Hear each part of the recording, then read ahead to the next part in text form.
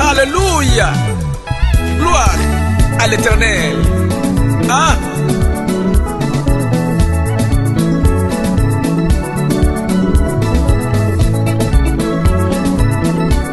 Oh, Yesu nangai. Mama na yo. Amen.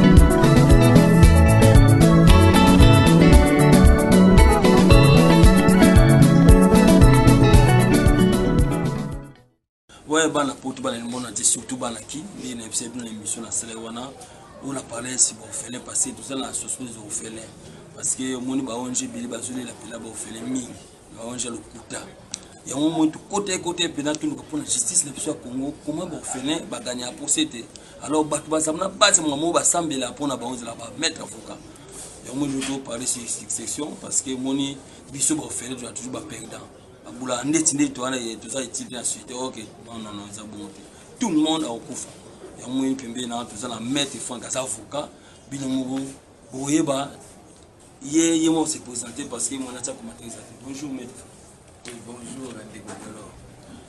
Bana Portugal mbona tsana mzuba ba force présenter là parce que non komono pena mo bimba uzana peut-être ba mo ndinga na cause pour ngala bio za avocat mettre franc yo mo force présenter bien. Oui, Azali merci pour la parole d'abord, Monsieur Guélo. Nazali maître Franck Issou Linde, avocat à la cour, avocat inscrit au tableau, parce que c'est un avocat Moussoupe Bazali sous la liste à stage. Nous avons avocat inscrit régulièrement au tableau. Ah, merci pour la photo de bien qui est un avocat. Mais dès que vous avez avocat, vous avez un casque. Et il y a 6 000 papiers. Aussi au local. Donc, mais ce qu'on peut faire dans le sur les Cambodges, maître, les gens qui ont fait et ça la rend biso ba offert en général. Plupart pour ça na bango balonga parce que musenga bango belé. C'est-à-dire que un offert à l'autre côté. Papa kufi maman kufi ba boté bomba bien. So ba yepa na bino bo samba pona bombe. Bozo kimisa so bola bongo mo ba ba yepe do seti bazo perdre. Ils ont plan je sais. Oui, merci pour la parole, pour la question. Question pour nous parlons ici de la matière de la succession. La succession en droit congolais. La succession est organisée d'engeni. Avant tout, comme on a posé aux hommes qui ont parce que la succession nous se soit la grande posée. Nous sommes posés à la paix à l'amiable. C'est ça. D'une manière brève, à attendre la question. Bah la photo que nous voulons mettre à l'objet, moni surtout vraiment sur tout n'avons pas l'association de personnes qui fait les photos aider bah faire surtout bah ONG belé je les bah faire tout le monde dans parquet monsieur magistrat bidon fois sur la permission par prière pour ces missions tout tout ceux qui sont basés tout na mille des fois pour nous faire parce que les amis de association de photos les tout là parce que photos à la bas vocal et puis aussi pour et tout là on va passer par le côté au commis va faire bango on met au rôle va pour expliquer qu'ils sont dénisés là parce qu'ils doivent du domaine ils là ndegani pour ça là. Oui, d'abord en matière de succession base légale l'amour ils ont organisé le code de la famille. Succession ils ont remplacé une personne à la tête de ses biens. Bon, et monsieur Zalingala, succession là ici ko remplacer Moutou na ba bien na ye. Moutou akoye ko kufa atiki actif, akoye ko tika pe passif. Ils ont deux sortes de succession. Succession monsieur ezali abin testa. To bien abin testa là c'est que à l'absence de testament. Akufi atiki testament. Monsieur soupe ezali succession moko testamentaire. Akufi atiki testament. Ye moko a organisé déjà ndenge nini ba bien ekoikozala après liwana. Alors pour le cas d'espèce, nous allons parler de la succession abin testa, c'est-à-dire à l'absence de testament. Et ça m'a ndenge nini. Soki papa akufi. Matiki par exemple immeuble moko. D'office immeuble wana eza pona héritier na ye ya première catégorie. Héritier première catégorie banane. Ezali bana oyo babotami na kati ya famille, bana oyo papa aboti na libanda de son vivant, ils ont enfant adoptif mais affilié bango, c'est-à-dire à lakisi bango na bana oyo baza na kati ya ndako ya suka nango eza pe bana oyo a adopté, bana oyo adopté.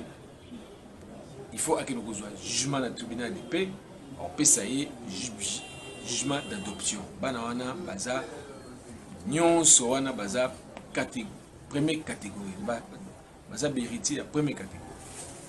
Alors yango wana nde ezali d'une manière brève la première question posée en attendant ma question. Bon, maître, en tout cas dans le dossier il y a trois pieds bébés mais pourquoi tout le monde a la justice oui que baza ba ofele et bani que papa na bango kolonda ko et bani que bana ya papa tel mais comment ça la que non ba tata mo sur mali ba tegli pa ngwana et bozo samba na ko be procès moulai ti ba ofele ba perdre ils la plan ni parce que be oui c'est non bango baza ba héritier oui bo vérifier bien testament pe zali mais ça la ba avocat oyo ke basalaka pour aider bango na moi mi be ko ana mais tellement ba liesi ba corrompre on bet on ba tout va perdre parce que tout ça na ba preuve non fini. Oui, yo lobi ndenge nini bato ba yebi azali mwana papa oyo azali basalaka na ça fait 30 ans bo yebi oui mais na droit maintenant wana to parler sikoyo na notion ya ouverture ya succession. Il ne suffit pas que Moutoua Koufa ou que succession va remplacer à tête la gâte à tête, il va bien. Il faut maintenant ouvrir la succession. Parce que c'est rare, on est ça, comment le tribunal va ouvrir la succession. Comment ouvrir la succession? Les alliés ceux qui Moutoua Koufi, vous avez acte à décès. Il faut saisir le tribunal de la grande instance pour investir. On peut s'appeler un jugement d'investiture. Investir l'héritier sur la carte, basu qualité. On va en parler sur le plan de droit. Ou bien soit, bokei na service de succession dans l'hôtel de ville pour réparer convaincre succession. Vous avez acte de succession. Mais ils sont pragmatiques. On a besoin d'avocats actuellement, ils ont jugement d'investiture. Parce que le jugement d'investiture, pour confirmer que le liquidateur en carte, pas pour liquider succession. Ce qui se passe dans les cours de tribunaux, les alliés, au moins tellement bateau va y droit. Bateau va considérer avocat, basara bakavuna ndenge na bango. Papa Koufi, bango moko, bake babandi, pour gérer situation na ba parents. Héritier wana oyo bengi bango ba tante tout ça baza bato ya troisième catégorie. Bango mingi batalaka makambo na bango ta musu batali kuti, batali bozo. Pour le bao non au pouvoir judiciaire orphelin ou tout héritier parce que badoa na bango te na koki ko condamner ba jugement wana te na ba arrêt wana te pour na za avocat na bi circonstance ni juge azo ki eloko wana te vous comprenez il faut maintenant koyeba est-ce que ba consulter ki avocat moko azaki capable de ça la dossier wana est-ce que ba accepter makambo na lobi ki bazaki na jugement d'investiture ou il est qui que ba investiture bango na lupango songolo o papa tikaki il y a des petits bango qualité parce qu'il ne suffit pas de sinon tout le monde a le bilan dans le pango on a peine à héritier donc malgré les faits on a le lobby qui est battu sur Bayebi mais il y a aussi la légalité ils ont base légale dans les articles 756 du code de la famille pour il faut d'abord ouverture de succession. Pour que tu aies besoin de qualité. Va remplacer papa Koufi. Pour ce papa a vivant. Il est bon de sa propriété. Ce que Koufi a cessé de sa propriété. Il a tout sujet des droits. Il faut ce que tu vas remplacer. Remplacer comment sur le plan juridique. Il faut un jugement. Ou bien il faut un acte de succession. Voilà la situation. Maman Philo Moukano, vraiment, tu as réponse à mettre. Tu as toujours la mettre pour la question de maître, tu as une loi de Bosso pour nous faire un dossier. Banarandini, vous comprenez, parce que tu as mettre dans la Katanda, Azana Bana, Azana père de famille, beaucoup pour ton andabounaye. Ah mais pour nous faire la dossier ils ont ni payer ça t'as combien ils ont ni pour en tout cas bon faire les news tout faut bon là moni un peu plus faut la mission on fait peut-être faut nous avocat pour consulter tout regarder ndenge na biso alors que tout à moi spécial on va dire avocat na ba tout team on mérite ba les okeba alors que nous mettre ba na ndeni pour nos paiement ba frère au fond dossier bon donc aux obéta c'est terminé pour na faire ce que zangi mbongo na chaque barreau parce que na barreau ils ont un service organisé kawana ezali pour na podeo consultation gratuite bako ko pesa mtu azangi mbongo avocat mingi ba itizaka ba avocat stagiaire mais on sait ko ba débia pour na balandela dossier wana mais aza bena contrôler na kaima na ngo zo na mettre stage na ye na ba acte news zo poser wana pesa possible mais ce qu'on y est dans le cas il y a biso ba avocat inscrit au tableau oui na cabinet mbongo ba frère procédure ba mbongo oyo avocat asenga ka organisé tous na barème na biso par exemple quand on ouvre un dossier ils ont 100 $, mais et empêcher tous na ka 50 ça mutoyer solo qui to beti masolo de asali mais généralement et empêcher donc généralement zakato ya bi bango to sololi papa to bande nini oya kosala donc ezali sacré mental peut-être que so balobi kaka boyer deboyer et après maintenant il faut que poser problème peut-être ezali problème ya orphelin wana azana moyen mais il fallait akende besoin certificat d'indigence du ministère des affaires sociales pour na azala épargner na ba frais de justice wana l'avocat a ça pour la quantité parce qu'il faut saisir le tribunal ils ont senga ça la situation selon les cas pour consigner bon le tribunal parce qu'il faut consigner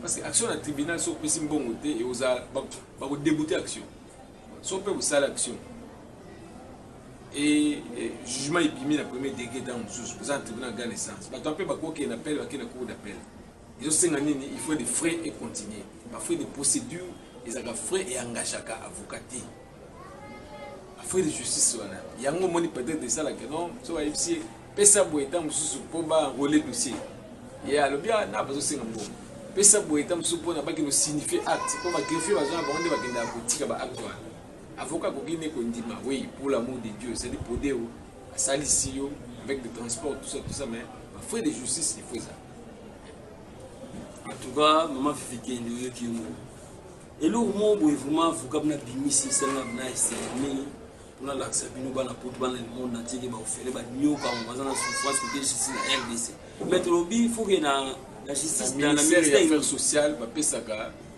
attestation d'indigence soko yena attestation d'indigence wana na ba cours et tribunaux ozala exonéré na ba frais de justice bana pour ministère des affaires sociales oki faut que nous ah ministère des affaires sociales en kufa na lobi on vraiment ah on a Congo ministère des affaires sociales en kufa et on moment sur place pour faire les bagnos comme on m'a fiqué na toi pour ça la moyen tout na association des orphelins tout aider ba orphelins tout aider tout ça on ba avocat parce que ministère social le mettre otina bisona et ça ya kufa la kata Congo mettre vraiment c'est ministère des affaires sociales comme ça kufa mettre bon moi na yongo ko tsanga na makamba politique mais ça fait que ça ils ont fonctionné parce qu'il y a des gens ils en a bateau baza bendiga bakenda ka bazwa ba décision wana bate belé ba yebia muti ils a bazwa ka soki la commune vandaka otuni ministère des affaires sociales au lobby que non ngai naza boye na sala ka te na sala lote mais naza na dossier na ba cours et tribunaux na lingina zala exempté na ba frais to exonéré OK pour remplir les formalités au bakoye biso ko na ba opesa yo jugement wana d'indigence ko ya mwana ba ko exiger yango na nini na ba cours et tribunaux pona yo osale épargner na ba frais de justice wana yango ndepose un problème parce que avocat na ba kaneti ya ba succession ko liquider ba immeuble tout ça mingi tout ça la kana ba convention kobanga no tende balobi non oye boyoka na avocat bo ça la convention sur honoraire asali dossier na suka na mingi balinga koteka mona bateki de côté wana avocat ta musa ko se retrouver et koloba o orphelin baza ko gagner te pour avocat non Oui, il y a aussi des avocats Moussoussou au Bazali Mabé. C'est comme dans tous les corps. Il y a des mauvais médecins, il y a des bons médecins. Il y a des bons chauffeurs, des mauvais chauffeurs. L'avocat P. Mabé, Bazali, au Bazali immoral. Bazali. C'est comme dans tous les corps. Mauvais ivré Bazalaka. Bons ivrés P. Bazali. Merci, mais tu vas la photo, on a pour aussi que les activités, les activités de la vérité. Oh, tu es le couteau, on a pu s'en poisson. Là, on parle en sécurité, vous arrêtez. Mais est-ce que vous voyez que ça n'a pas le monde, pour pouvoir la nommer. Si vous voulez le couteau, pour mettre et puis pour pouvoir y avoir la paix. Mais est-ce que vous voyez que c'est le ministère fait social, c'est le ministère. Bon, ministère fait social, déjà, moi, béni, affaires sociales.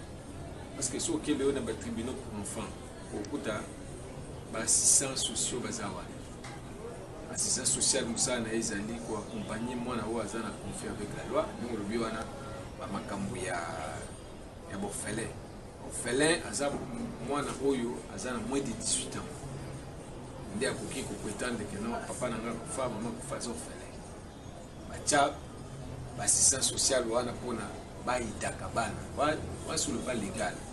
Sur le plan comme ça pratique, il faut se rappeler problème bien le bien avec beaucoup qui bien dit. Yango moni en matière même il y a bana en matière wana ya banani ya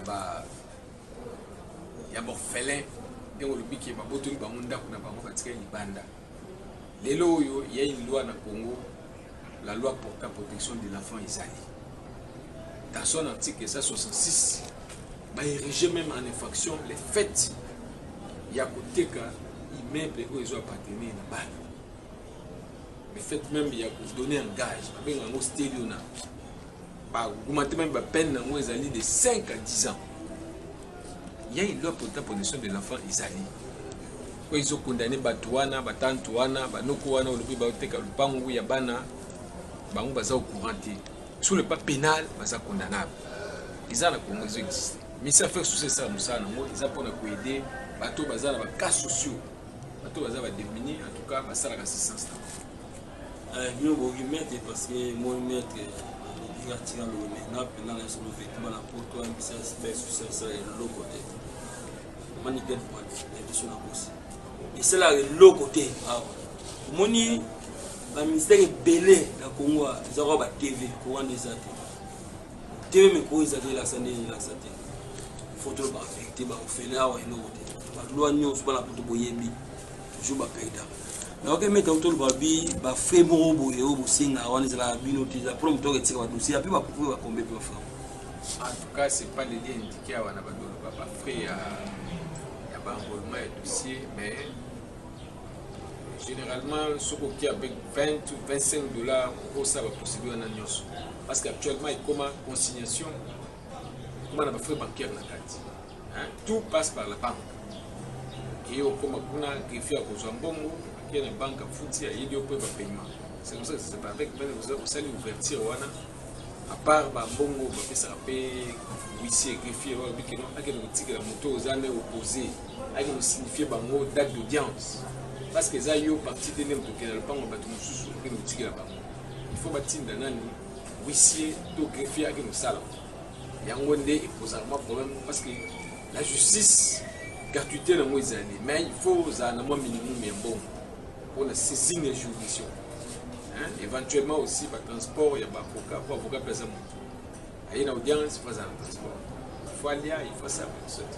Donc il y a un moment où sujet d'orphelin, pour tout sur l'orphelin, tout sur organiser parce que moni va vous payer un mot pour appeler la raison parce que c'est un rambongo. Attends, moi 20 ans, 10 ans, je suis sanctionné pour te appeler un peu. Si vous faites pas ça, il y a l'autre côté. Mais je vais bien souffrir. Parce que souvent, on va mettre un dossier, il y a hôtel, il y a privé, Charlie, la famille Charlie Pembele.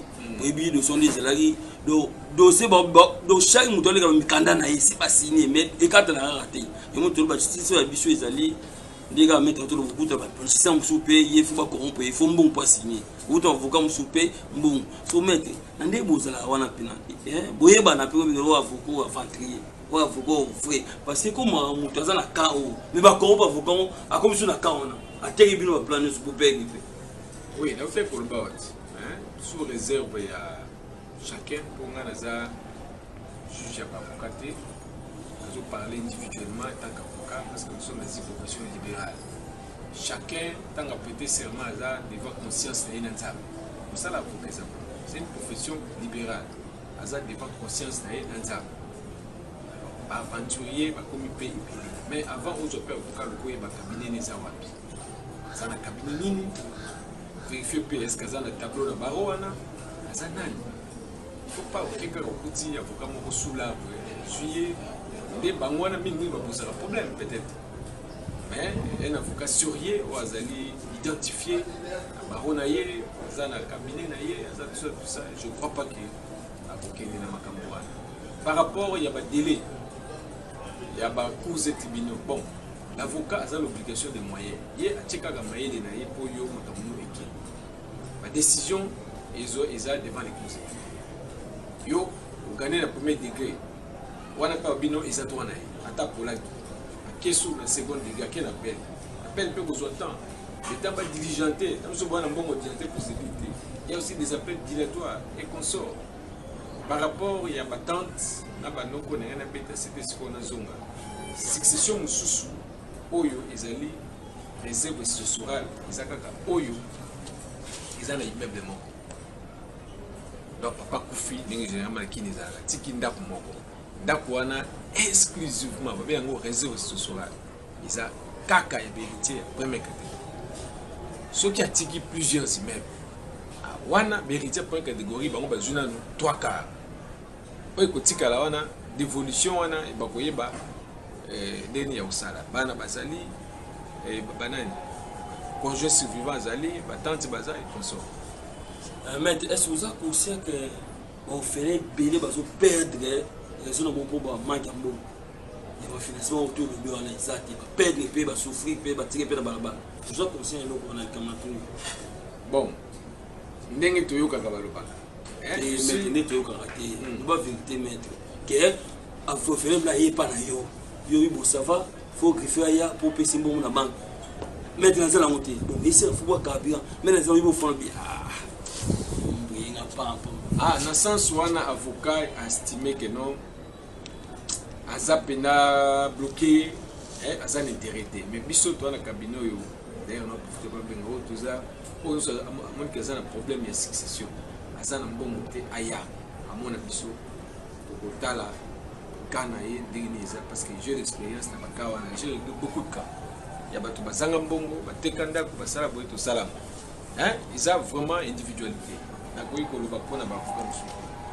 Merci en tout cas vraiment émission blé parce que moni tout le monde va tout avocat ou bien ça espère samba trop longa petro et famille tout la musique na pesa mote na Georgette Samba yem talben en tout cas avocat mo ou bien tout na parce que même biso on a pe toujours carrément on a vu notre trop pour ma pas vous doit faire maître.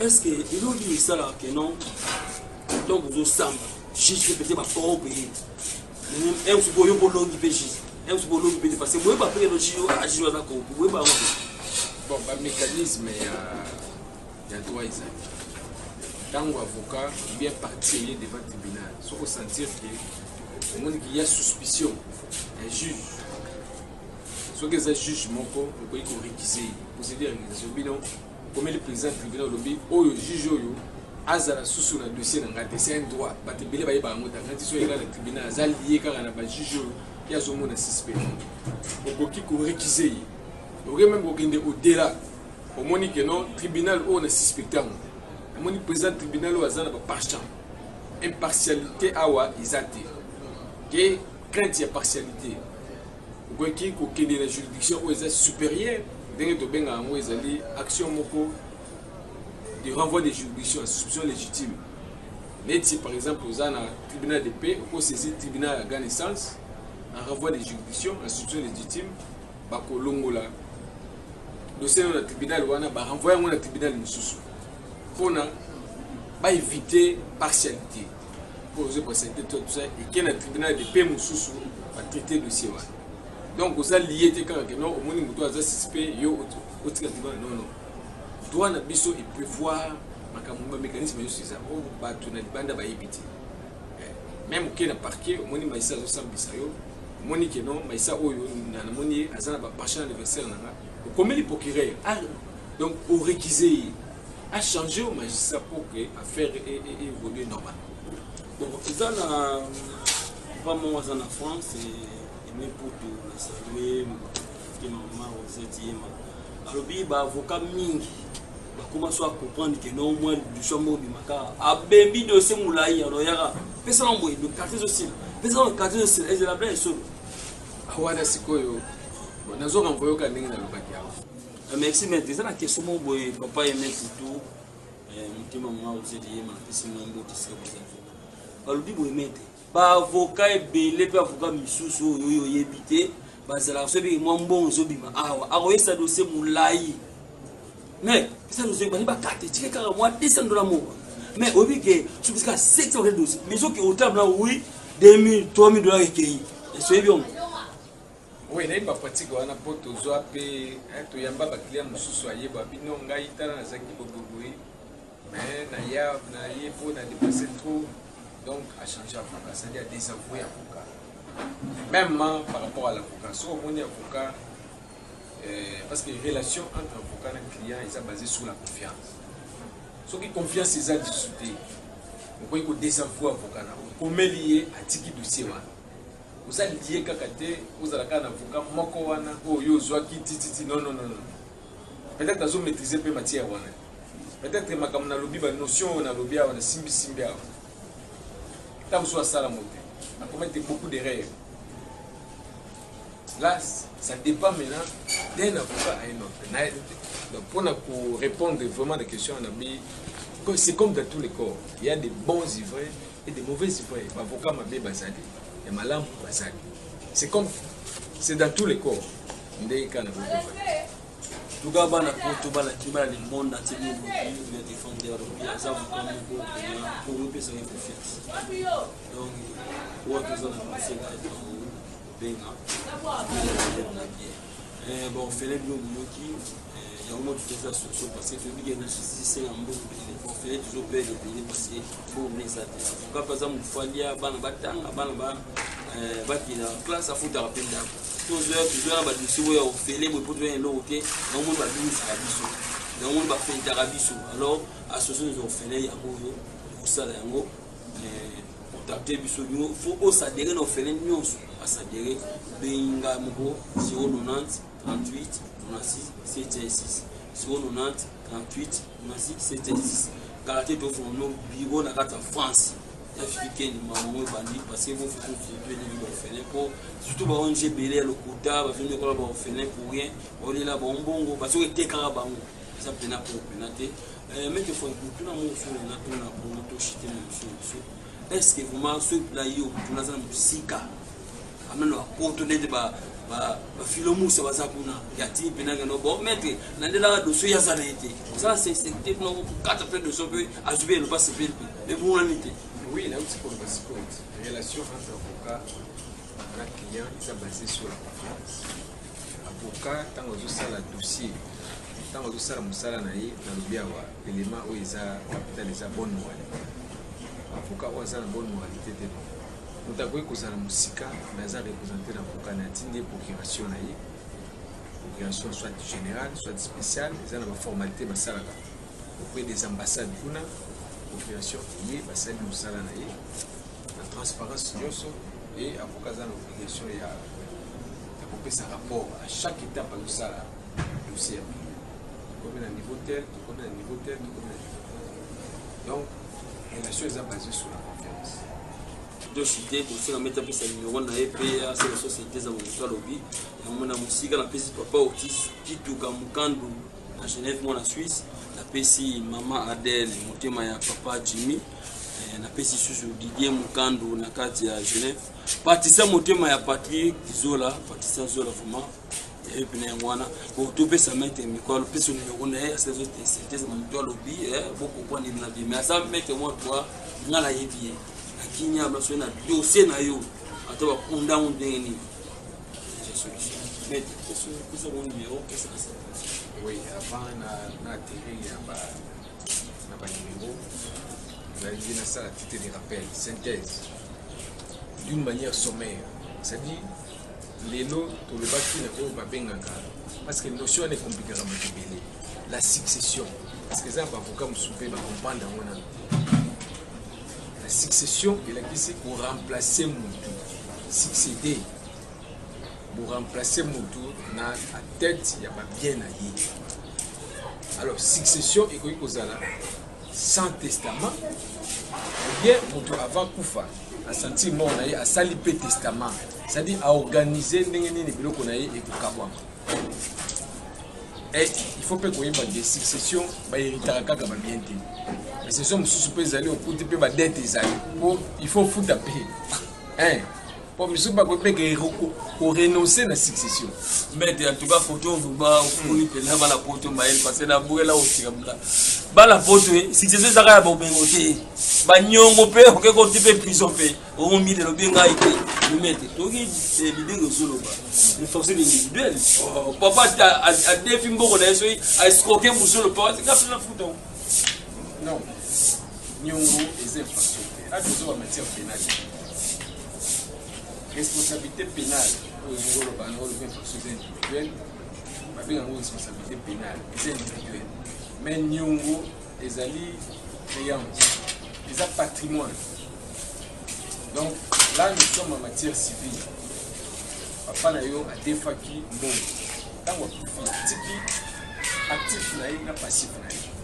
Comme Diosa héritier, au Yembala Moko, c'est-à-dire pour succéder. Et combien pas Nayo? Ça va c'est sûr pour renoncer au kimi pour banyongwele kini parce que si par exemple à Koufi maintenant le cas peut-être aux a pas moment à Koufi à Tiki nyongolaye à 5 000 peut-être yo peut-être que le banc on a voté à 10 000 mais faut mon katambala moko 5 000 à Mbatouana faut nyongwana parce que bino débrouiller à la tête et ma campagne donc ils ont alors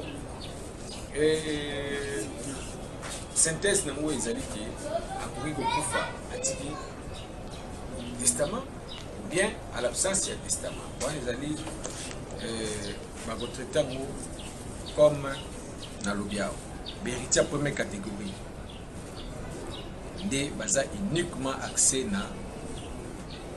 na bien wana immeuble soki atikaki moko wana zo répéter babengango babengango réserve ce soir même papa de son vivant ko yiko pesa ngo na donation ti il faut réserver ngo za bana pour ma catégorie hein et puis na lobaki pour ma catégorie za banane za bana babuta mina ndak ba ope babuta mili banda ayaki na bango déjà bino boyebaki ye na ba oyo adopté légalement azeli bango jugement baza héritier première catégorie parce que confusion pesa wana ah bon non okuna demi frère na droit na biso demi frère ezali lisusu te bao nyonso wana bazali bana ya première catégorie demi frère ezate avocat moko takosa ba bono ye kuna bazaki moye nde bango bazwa moke te bato nyonso kokabola ndenge moko après déduction ya banyongo nde na lobi ya ba charge akotika banyongo mai banyongo courant bayenga makambo ebele oye mikolo ezongina mingi na ba régie des eaux non ba rire ya 1 million ya 2 millions mais faut foutre ngo bolo ba non ya kufi atiki nyongo 2 millions faut foutre de et ko foutre donc alors naka oyo apti atiki testament wana ezaka simple à organiser déjà que ekozabo akotika pe moto ako exécuter testament wana exécuter testamentaire tout ça va blo onema maintenant ka oyo sikolo to kotiki papa akufi atiki plusieurs immeubles donc plusieurs biens ah wana héritier wana musuto lobi wana ya ba deuxième troisième ba koti héritier première catégorie ba kozwa 3 quarts mais il faut n'aller taper cet pour éviter la confusion. Par exemple, papa Azaki marié na maman. Azaki na régime il y a communauté universelle de Dieu. Et que papa quand même mais atikinda. Communauté universelle zali 4 50. Donc il faut avant bana besoin il faut liquider d'abord régime matrimonial. Pas liquider, maman je compte pas là 50% wana bana bokaboli wana petit c'était pas de confusion pesante. Nous sommes pour l'instant sur le dossier moko boye quelque part moninga ye notion wana yaki compliqué ti maman wana yi osuka na prison. Donc il faut d'abord liquider les régimes matrimonial wana. Après oyo kotikala bango bazwi soki azalaki légalement marié. Soki ezali plusieurs biens, ma tante et oncle, tout ça, tout le monde va koya parce que pour une catégorie aza na droit 3 cas pour kotikala naturellement bango pe baza na part na bango. Merci bana poto to na suka na ebite mettre question mona tout mona ke fallait na tout le communauté to zanga so exact pesi numéro na yo pesi ba question ndele mutaba biweza. Bon, question oyo suka bon eza question eza notion mona lobaki awa ya ouverture et succession. Ah oui, c'est ça. Donc il suffit pas d'être héritier. Et papa Koufil de l'eau pas. Il y a ouvrir une succession, c'est-à-dire ni jugement de vertu, pas confirmer mon liquidateur, ni acte de succession. Balamoko qui n'a pas causé tribunal demande à eux irrécevable pour défaut de qualité. Parce qu'au pouvoir on comment. Sinon tout le monde a gagné un il faut qu'il y ait un acte de décès à Moutouana Koufi, va ouvrir succession, mais organiser maintenant succession. Notion des clés. Il y a une confusion totale dans la case de Makamouane. Parce que la notion très délicate. Il y a un moment où on a 6 blocs à la fois. Il faut avoir l'intelligence pour comprendre. Donc, il doit y avoir une ramification. Et le biboué, mais il y a un PC. Et le biboué, mais il y a un PC. C'est ça, je crois, notion où ils allaient tellement vaste. Il doit y avoir la forêt. Tu vois que si ça on les dans le côté. Hein, Léo tu vas dans la première étape, tu vois parler pas étape c'est belé. Mais de l'eau na vu en haut d'une manière sommaire, on essaie peu de toucher partout. À parler de notion il y a pas liquidation régime matrimonial, je parlais ma succession habit testa, na parlé ma succession in testa, c'est-à-dire avec testament na ngombe makamwana tout ça notre côté la notion de on a les lots qui sont qui avoir. Merci vraiment de nous qui avoir les lots de nous on a ceux qui nous ont pour ça personnellement pour passer soit par yo ou bien soit comme on qui a une contact à sur numéro pour sur numéro la chose c'est pour 089 741 0629 numéro la sur benga aux junga de pour la répéter 089 741 06. Merci Banaki. Bien au moni, je n'ai pas de solliciter au zong à l'issue de ma solo parce que on fait les belés, babouki bobandako parce que l'État a été bango, l'État se au bout à mettre dans l'exposition de l'autre, mettre moi bambo c'est la papier. Mais l'autre déjà dimanche dans la principale. Bon dimanche on va pas aussi dans la proposition blessing moi le moins qui tout à l'heure je m'y mets la pétition est pas confrère dans mettre tout 5 ya autres années cabinet moko mettre bienvenu kumbi wazali bon conseiller chef spirituel à Kibaniste dans le cabinet moko merci beaucoup pour la visite à la prochaine. Voilà poto to koma tina cabinet wana tout à mettre dans la cabinet na bureau parce que yemo tout le ba avocat sans idée koma mlatina kata cabinet mettre c'est on dirait que koma tina cabinet pour pouvoir ba la poto qui est dans mon plan vous la cabinet oui ça bon cabinet zali vous la cabinet adresse à cabinet ezali na ba o bazana Kinshasa wa rompo ki kwanza batunyoso ba yebi ya mopoza ito banda ko betakala immeuble pe ki kwanza tozaka na immeuble qui kwanza eza immeuble ya papa Malwa kwazaki ancien bourgmestre ya Kasavu soko ye na immeuble wana toza na dernier niveau likolo eza cabinet oyo etetaka dossier ya église Kimbangisi eza cabinet ya monene toza na cabinet wana na kikwanza na immeuble Congo Cuir na se wana komona maman Kambiste bazana c'est tout ça tout ni mettre franc bakolakisa yo cabinet vous en donnez parce qu'il kwanza premier de Kasavu merci bana poto bino boyoki na opesaka mbote na mama Mongali tabagu wana batekala za France na marque de la famille toka tabalo pena na kini bana poto nyonso baya babeta ali solo na vuma joyeux anniversaire ba nivé nanga Enoch Prince William Prince na ligue na ngo ya motema na za France Isaac tata mosa moto mafifi kendi zino mbota mingi pesi mwana Mungala ya solo mikati mwana pesi mbote ya tante Georgette Yema na pesi mbote na Georgette Onosamba route ya Rosette Yema ba merci Ridi Van amène le plus suspect ba la poto tozara na maître tozana tina suka comme ati ya cabinet parce que ba pesi yi solo moi solo ba nza ya solo merci ça bon dimanche.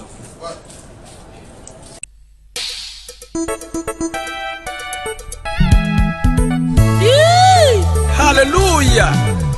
Gloire à l'Éternel. Ah.